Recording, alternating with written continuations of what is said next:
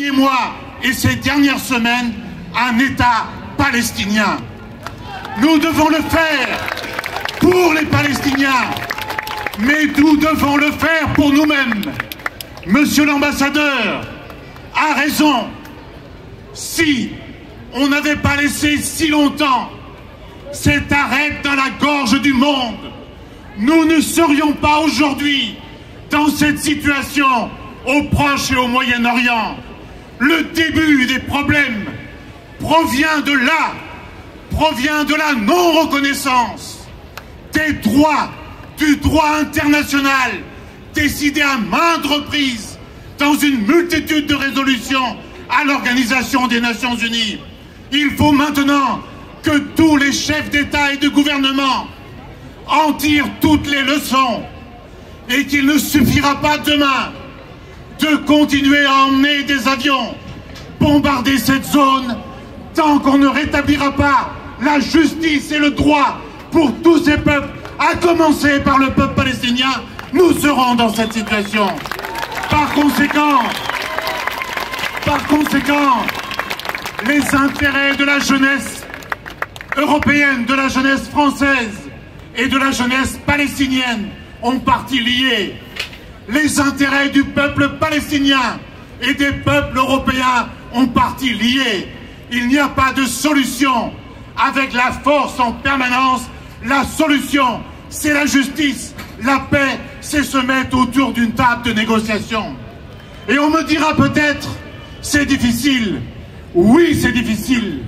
Mais comment peut-on expliquer qu'un État dans le monde, qu'un gouvernement ultra-droitier dans le monde peut se permettre de ne pas appliquer les résolutions internationales sans qu'on lui oppose aucune sanction?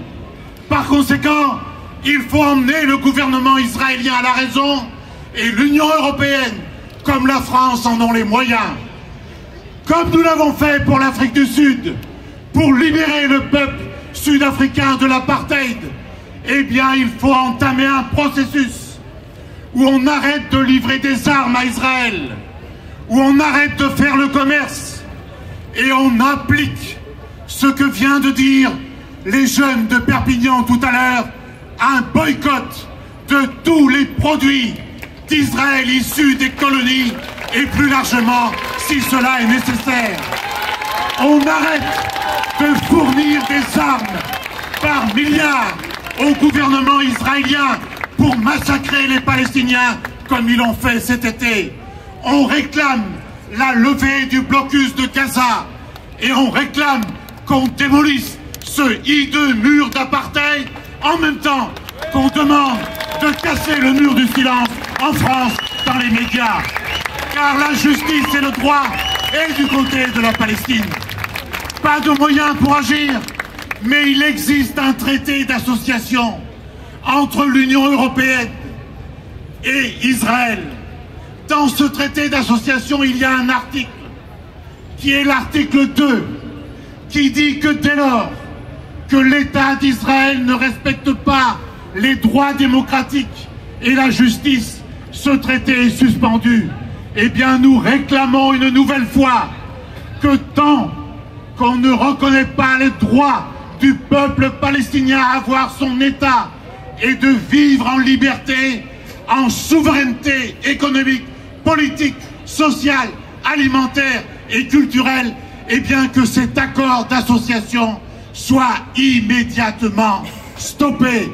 Il faut stopper toute relation politique et commerciale avec ce gouvernement tant qu'il ne reconnaît pas l'État d'Israël.